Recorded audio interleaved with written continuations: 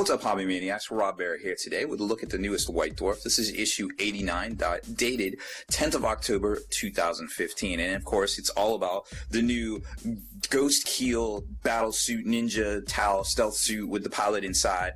It's so cute. I love it. I can't tell you like how cool I think it is that there's a pilot in here. So it's definitely got my hobby juices all going. And I don't know if I'll be able to resist picking one up for myself when the new kit comes out next week. Make sure you stay in the trenches, subscribe to this YouTube channel, check out the blog, spikybitsblog.com, and head on over to the longwar.net. That's the home of the battle reports for exclusive content and early access videos. Become a veteran of the Long War today.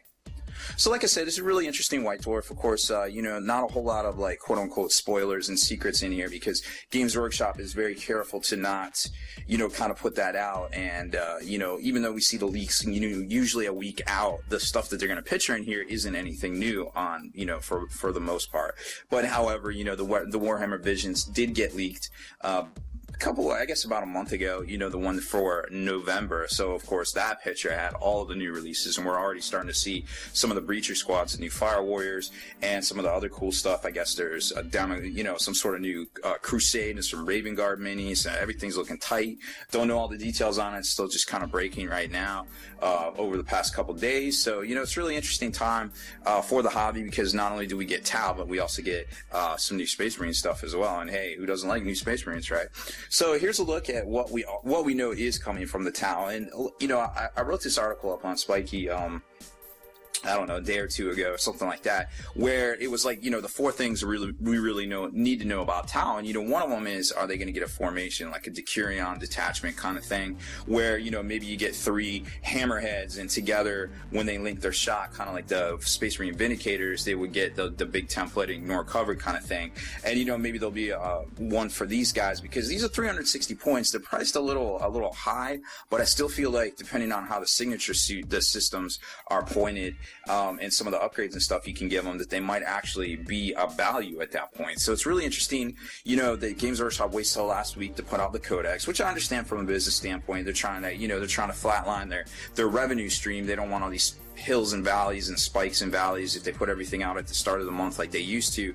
Now they're kind of slow rolling it, trying to get the collectors and such in the first couple of weeks with the models, and then when the book hits, boom, everybody starts buying their stuff, starts coming up with their lists and things like that. And it's hard for some of us, I guess, more competitive players out there to try to get a good read on the new units. I mean, obviously it seems like the foundation is there for anti-Death Star kind of units, kind of builds. The Storm Surge definitely can get its shots in. It's very good against scoring units, things like Eldar jet bikes, things like small, MSU squads. It can also do a lot of damage at close range with multiple D-shot weapons. This guy's very hard to take out because you have to snap fire when you're shooting him, and he's got all these special rules. It's hard to see him shrouded.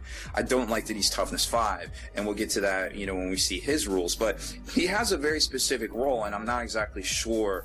I could see him harrying knights. I could see him, getting those sweet fire arcs to take out, the lookout sir ability on Death Stars and things. But at the end of the day, I feel like they still need ignore cover mechanic of sorts. So, you say you don't want to see Tal just be the way they were, but I feel like they need more than just a ignore cover mechanic, but also they need something saucy. And when we're seeing the rules for these two guys, there definitely seems to be some sauciness there as we move forward. So here's another look at the Ghostkeel. Now, what I noticed about, you see the exposed pilot compartment right here, and I was trying to get a good read on that. They don't show a lot of pictures in here, but what I was thinking is this piece right here, there's basically a little hinge. Let's take a look at it. So there's a little hinge in the back corner right there. You can kind of see it. It's kind of grayed out right there. So there's a little hinge. So what I think is this piece hinges down and locks in, and that's what this piece is right here, that the helmet assembly goes over. And then in the front, you can kind of see it. Well, no, it's actually not here. Here it is right here. You can see right here that the front, there's a hinge right there, and that this piece kind of flips up and locks in place. So you get kind of that...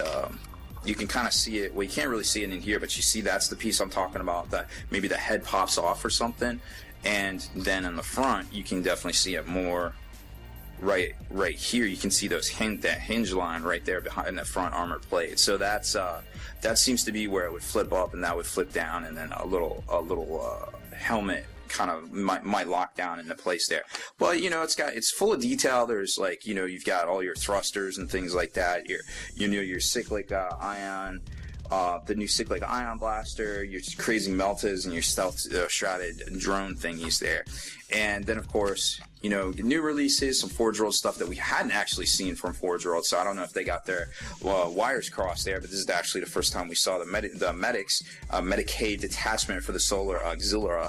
And then another great paint splatter article. I really like this one because they show the solid white, or how to paint this white armor scheme here that is very, I guess, kind of avant-garde. Like, we hadn't seen it before. We had seen it, I guess Shadowstone was basically painted that way, but we never saw a big article with the new colors. And then, of course, you get the red. We've seen reds, how to paint town skin, very cool. Some green light, kind of glowy effects. Obviously, something we've seen in the past, but, it's always good to get a refresher course. Some, shading black, white, red, and I feel like yellow are all very hard colors to deal with, and they give you, they give you a good look at it here. Metals, we've seen that. Prepare to breach. Obviously, we know the breachers are coming out next week at this point, and there's a look at that control panel for the piece that flips down here. So it's got a bunch of buttons and things like that.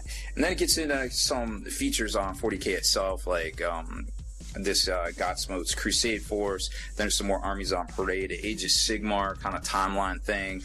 It was a really interesting read, but to be honest, kind of getting a little disillusioned on all the Age of Sigmar. And we know there's going to be some coming back around the holidays, probably just before they drop all like the, the new coffee cups and the tins and things like that. And I would imagine around the end of November, early December-ish.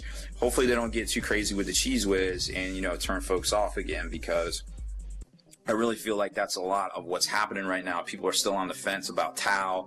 People are still, just kind of just coming out of this daze from the summer where they just kind of sucked all the excitement out of the hobby. And it was great for like the first month. But then I tell you what, that first week of August, you just really saw the excitement level and it just kind of flatlined. And it was really unfortunate to see. And I hope, I know Games Workshop has the data, and I hope they learn from what a lot of people are saying was a big mistake on their part. I don't necessarily bemoan the fact and all the rules and things like that. The miniatures are great, very fantastic looking miniatures. However, a lot of people do seem to take issue with the lack of rules, which is easily fixable if you think about it. I mean, G-Dog can just be like, hey, here's some new War Scrolls. Here, we pointed it up. Take the framework that some of these other folks out there have worked up, kind of, throw their little G-Dub spin on it, polish it, throw out some PDFs. You could do it for like a summer release next year, just like a quick 2-week thing or something like that, the relaunch or whatever. They can definitely spin it, and I feel like it's easily recoverable if they acknowledge the fact that it might have been an issue. But who knows? I mean, we still got 40K. 40K is great. They got this great little mini game in here, the Godbreaker Clash, which is kind of like like a Mech Warrior kind of style thing with like hit locations and all sorts of fun and exciting things there. Haven't looked too deep into it, but it seemed fun. It's funsies. It's just like, hey, I got a knight. Hey, I got a big storm surge. All right, let's fight. Cool, right? So here's the breakdown of the Ghostkeel itself. There's the rules are saucy, but we still haven't seen. You got these new rules right here. So you got Fire Team. Not exactly sure what that is. Stealth obviously is a thing. Supporting fire, well, we know what that is. It's page 32 of the current Tau Codex. Don't know if it's going to hold over and hold true. Now you can take You can take support systems. Don't know what those are going to be. Going to be very interested to see what they are. Don't like that it's toughness 5. That's a problem. 3 up. It does seem like it could shrug off some fire, but when you start wounding stuff on toughness 5, I don't care how many wounds you have. That's just, you're basically like a baby demon prince you're like a Nurgle demon prince that, kind of doesn't have the same maneuvering, I guess. You still have the 2-up shrouded and things like that. You can't fire all the weapons because if multi-tracker works the same way. But this is interesting here, where you got the Fusion Collider, Strength 8 AP1, Assault 1, Blast Melta, that's kind of neat. And then you've got the Overcharge variant here that's only AP4. So it's like, well, it's kind of good. It can kind of do some damage to certain things. It's very still, I feel like it's situational. I'm not really seeing where the where the sauce is yet. So there's definitely some combos here. We just don't know what they are. So it's hard to give it a cheer, give it some jeers when you don't know what's going on quite yet. And it does have the electronic countermeasures, which basically makes everybody snap shoot at it. That could be helpful for survivability. I just think it's overpointed at this point. So it's really going to come down to how do the support systems come into play here. And then they call you. They basically show some things to keep in mind when you're building the Ghostkeel. It's got the nubs, so you can do the positioning. A couple things here, the cockpit.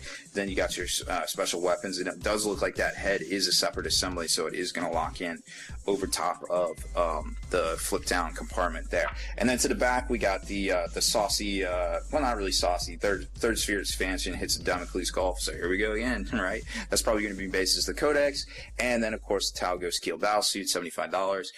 I mean, it's a cool looking model for $75. I can't really bemoan that price point there. It's very, very neat looking. Obviously, bigger, but then when you start thinking about it, you're like, well, is it really that much bigger than a Demon Prince? Demon Prince is $75. Like, what's going on? I don't know. So it's like, I don't know. I'm still on the fence. I can't say yes. I can't say no. I'm just kind of optimistically tiptoeing around it. I want to say, hey, this is the coolest looking thing ever, and I think it's going to be great in game. But to be honest, I can't really tell you because I don't have all the information here. You know what I mean? So I'm really hoping that here soon we start seeing stuff on the Tau Codex itself and start getting that info that we really need, because right now it's very hard to really get an accurate read on it. So thanks for hanging in there with me on my review of the new Tau Ghostkeel battlesuit that is part of White Dwarf issue 89. Check back next week for our latest White Dwarf review and I guess model unveiling.